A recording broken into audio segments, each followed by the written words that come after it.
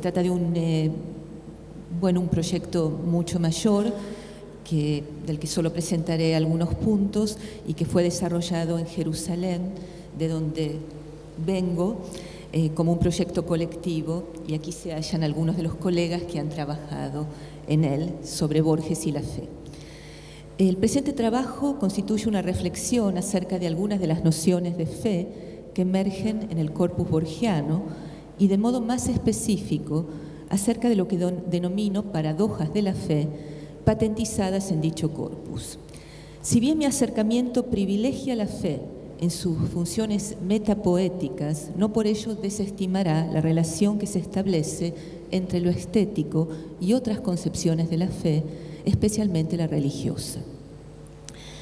La presencia de la fe, como estamos escuchando en este panel, constituye una constante en el universo literario borgiano y, como se ha señalado en la primera ponencia, es sin duda en sus textos líricos donde Borges no solo teoriza sobre la fe poetizando, sino también parece por momentos reclamarla y aún casi alcanzarla.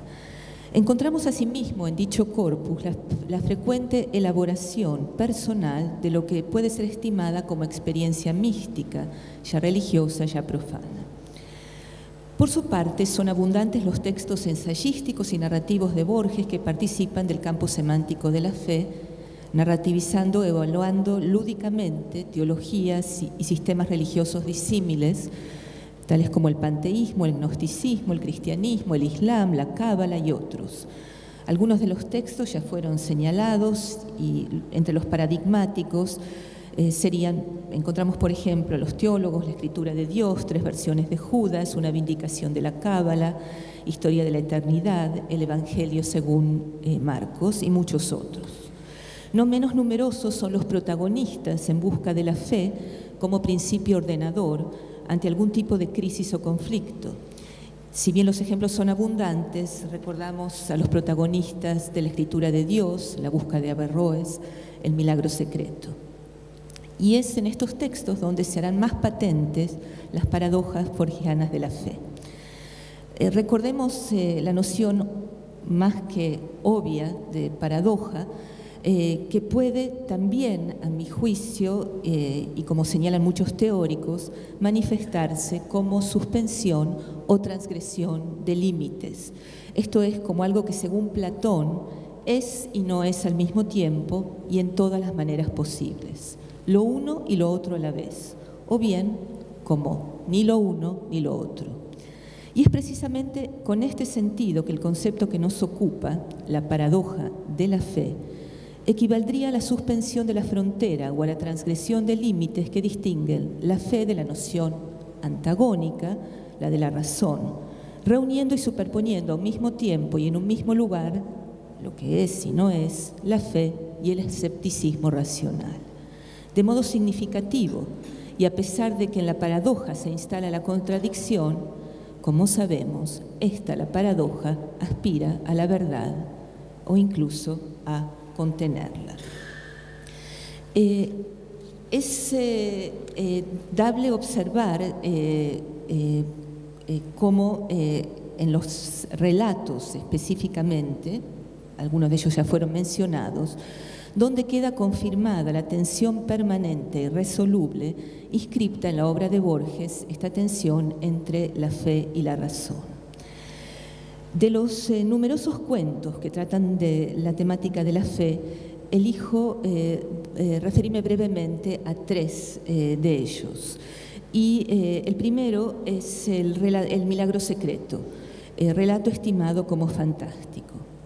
Precisamente el género fantástico, paradigmáticamente inscripto en la narrativa de Borges, aparece con cierta frecuencia asociado al dispositivo textual que críticos como Meyer Mineman y Sabine Lang de la Universidad de Hamburgo han denominado narración paradójica.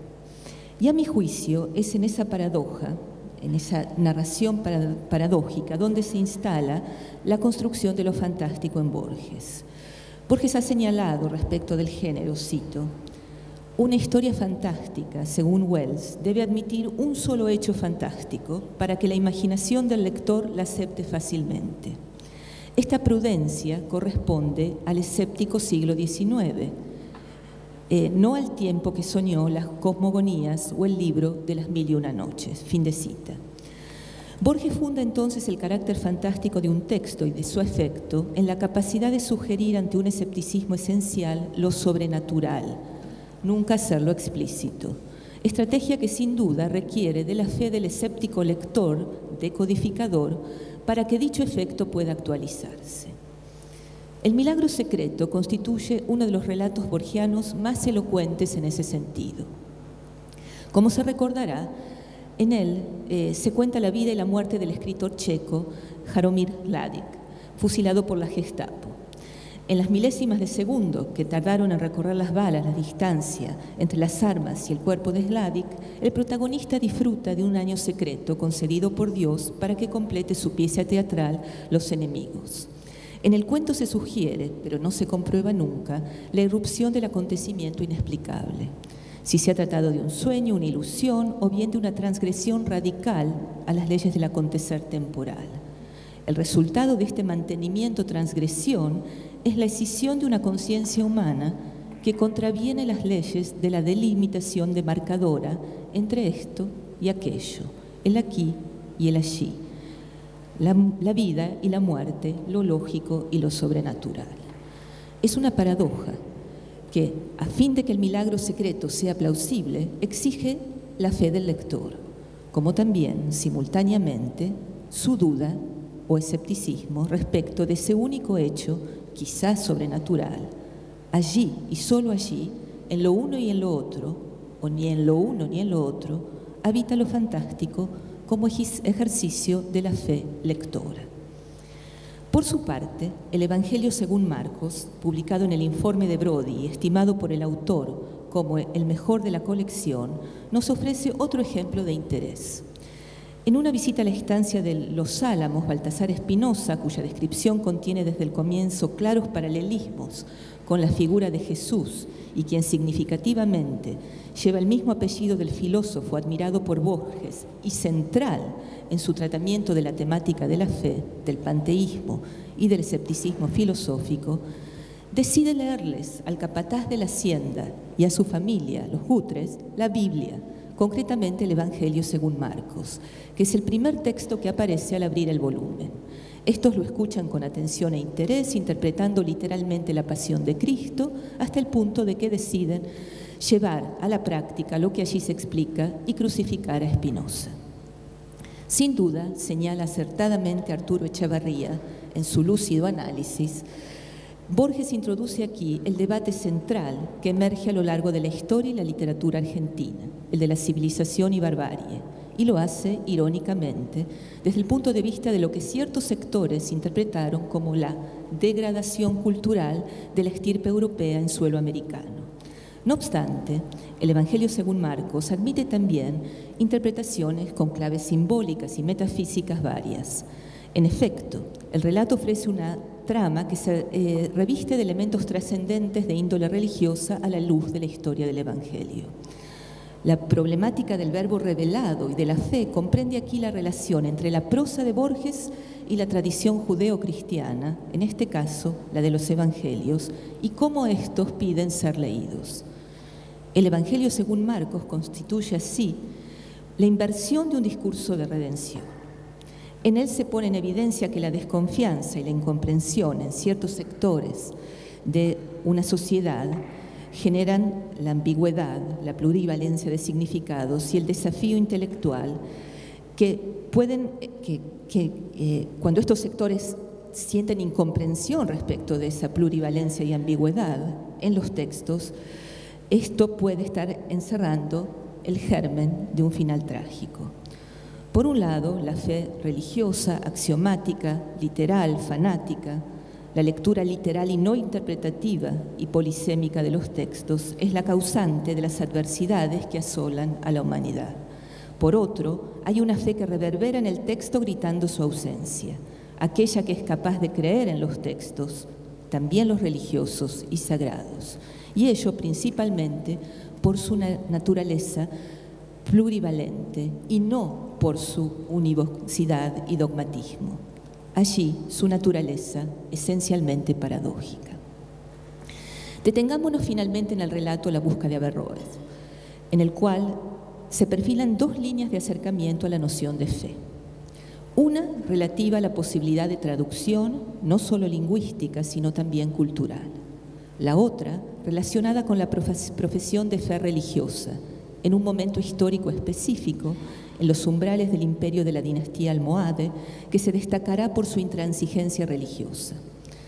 Vale la pena señalar que de modo significativo el narrador relaciona ambas captaciones de la fe al declarar que Averroes pretende hacer un comentario de Aristóteles como si este fuera un texto sagrado. Cito: este griego, manantial de toda filosofía, había sido otorgado a los hombres para enseñarles todo lo que se puede saber, interpretar sus libros como los ulemas interpretan el Alcorán, era el arduo propósito de Averroes. Los acontecimientos en la busca de Averroes se estructuran en torno a la resolución de un enigma de índole particular. Como recuerdan, la posibilidad o imposibilidad de decodificación por parte del sabio árabe de las nociones aristotélicas, la viabilidad de la traducción y la literatura, entendida como una profesión de fe, se ven desplazadas por otro enigma, el de la ficción misma. Es este, a mi entender, una fundamental reflexión literaria presente en este relato, vehiculizada a partir del juego especular de traducciones que despliega y cuyo objeto es el abordaje del circuito paradójico de la ficción. Si el relato focaliza el quehacer de la traducción, ¿quién sería desde la estimativa del texto un buen traductor-narrador? ¿Aquel que se aferra a su poder inconmensurable y lo defiende de todo cuestionamiento? ¿O aquel que reconoce la naturaleza parcial y contingente de su labor y deja anidar la duda en ella, poniéndola de manifiesto? Y en función de ello, ¿qué clase de fe es la requerida? Opino que en la busca de Averroes, Borges narrativiza la fe que admite la duda, puesta de manifiesto en la labor del sustituto autorial, traductor mimético fracasado, pero triunfante demiurgo de epifanías. Voy a citar ahora algo que ya fue mencionado, el ensayo Profesión de Fe Literaria, que cierra el libro El tamaño de mi esperanza, de 1926. Allí el autor argentino presenta la escritura como un acto de profesión de fe y dice, permítanme repetir la cita que mencionó Lucrecia: de este mi credo literario puedo aseverar lo que del religioso. El mío es mío, en cuanto creo en él, no en cuanto inventado por mí. En rigor, pienso que el hecho de postularlo es universal, hasta en quienes procuran contradecirlo. Y a continuación, dice Borges, todo es poético en cuanto nos confiesa un destino, en cuanto nos da una vislumbre de él. A veces la sustancia autobiográfica, la personal, está desaparecida por los accidentes que la encarnan y es como corazón que late en la hondura. Fin de cita. En un sentido, estas mismas afirmaciones parecen perfilarse en el final del relato que nos ocupa. La historia de la fracasada traducción de Averroes es, a su vez, también la historia de otro fracaso, el del autor de la ficción, el de Borges, cuyo intento de traducción como una particular captación de la noción de escritura ficcional es inútil, tal vez innecesaria.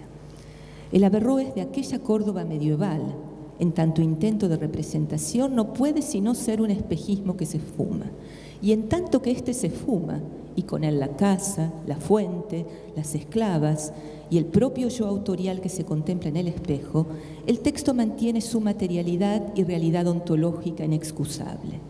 El fracaso de la fe autorial, entendida como proyección, representación, mimesis, es el triunfo del texto y de la escritura, en cuya hondura late esa vislumbre. Esto que denomino fe autorial participa entonces de la naturaleza paradójica de la fe narrativa y aún de la fe en general. El filósofo Merleau-Ponty estima la fe, cito, como una devoción más allá de las pruebas, imbricada con la incredulidad, a cada instante amenazada por la falta de fe. Un movimiento en espiral que integra el escepticismo, pero también lo supera. La fe narrativa consiste así en esa certeza, no exenta de dudas, de que la ficción tiene relevancia para el mundo fenomenológico y para la existencia humana en este mundo, y ello inscripto en el reconocimiento de la condición ilusoria de la ficción. Así, nuestro narrador, en el relato que analizamos, configura un circuito paradójico que ilustra acabadamente esa fe autorial, fe que publica gozosa la duda. Por un lado, reniega de la autocertidumbre, en apariencia imprescindible para forjar la confiabilidad primaria del receptor. Porque este narrador-autor sacrifica su control y autoridad en el altar de la revelación antimimética. Paradójicamente, no exige la suspensión de la duda, sino inversamente la suspensión de la credulidad. Lo suyo ha sido pura construcción, pura escritura. Más aún, como construcción, aparenta también haber fracasado y disolverse. Cito: en el instante en que yo dejo de creer en él, Averroes desaparece. No obstante, y por otro lado, desde mi lectura, la marcada ironía que sella este epílogo señala no la intronización del fracaso, sino un momento de anagnórisis, epifánico, de auténtica revelación, o más precisamente, autorrevelación, por parte del autor intratextual. Tal como señala Balderston, lo literario habita en la promesa de una epifanía que no se cumple, pero es en su sostenida promesa donde se genera esa fe literaria inacabable de creación permanente, en la que no solo se pierde el origen, sino también el fin. La fe autorial, por ende, no es teleológica, sino autosuficiente, se retroalimenta. El resultado de esta fe autorial, de esa pérdida de la autoridad y del afán mimético, tiene sin duda un resultado incierto, pero verdadero. Borges logra que su escéptico narrador nos revele esta verdad, la relación paradójica entre la fe y el conocimiento inscripta en ese pacto secreto con el lector, pacto que en la clausura del relato proclama como inconcebible. Este concepto inconcebible, caro a Borges, es la expresión de la visión ambigua, de la tensión entre lo que puede concebirse, pensarse, crearse solo a través de la ficción, de la fe autorial. Lo inconcebible es aquello que no puede encontrar justificación, lo no posible, lo no imaginable, lo que carece de sentido. Borges vuelve a este concepto de modo recurrente. Así, citado hace un momento, en Argumentum Ornithologicum, vi un número entre 10 y 1, que no es 9, 8, 7, 6, 5, etc. Ese número entero es inconcebible. Ergo, Dios existe. Fin de cita. No es casual que el epílogo de la búsqueda de Averroes se inicie con la referencia al fracaso de aquel arzobispo de Canterbury, cuyo argumento ontológico acerca de la existencia de Dios parodia a Borges en este ensayo. Por ende, la búsqueda de Averroes es un relato sobre la fe y sobre sus posibles derrotas, pero también victorias. Es asimismo un relato sobre el afán de traducir, comprender, interpretar, escribir como profesiones de fe. La fe religiosa, la fe fundada en el dogma, la fe en lo incomunicable, en lo inefable, la divinidad, la revelación, ese deseo de aprender los secretos de lo divino y alcanzar la salvación, permean la Córdoba andalusí recreada por Borges en su relato. Aquella Córdoba de un período en el que aún era factible mirar la creencia del otro con curiosidad y afán de aprendizaje. Tras este breve recorrido por el corpus borgiano, hemos podido comprobar cómo el autor explora el vasto y ambiguo campo semántico de la fe en todo su amplio espectro de significaciones, tanto como conjunto de creencias de una religión y de su dogma, la primera de las tres virtudes teologales, como creencia individual, pero también como confianza, esperanza y aún ilusión. No obstante, Uno de los alcances más originales e importantes de la fe, a mi juicio, es el abordaje de este concepto como principio metapoético. La obra del autor argentino incursiona principalmente en las posibilidades estéticas de la fe, sin por eso ignorar la relación de este tratamiento estético con otras concepciones de la fe. Llamamos a esta fe intertextual, fe autorial, la cual, de modo significativo, interrelaciona y cuestiona diversas captaciones de la noción de fe, desde la religiosa hasta la epistemológica. Y esa fe es la de la lectura o reescritura que cada nuevo lector creador genera al ver el Aleph, la Biblioteca de Babel, la Córdoba Andalusí, la Pampa de Dalman, los Gutre, los libros, los manuscritos, los molinos, los gigantes, cuya existencia, gracias a la fe autorial, se manifiesta en esa paradoja de la fe literaria. Creo que hemos podido probar, aún sucintamente, que en los relatos borgianos está la fe, convergen las nociones de fe, pero la religiosa ha perdido su monopolio. La salvación se ofrece como factible a través de lo estético. La paradoja esencial de la ficción ha sido revelada. Los personajes ficticios y su autor, su creador, reniegan de una fe para abrazar otra, no menos significativa como revelación. Ella habita en la condición ficticia y verdadera de lo literario. Gracias.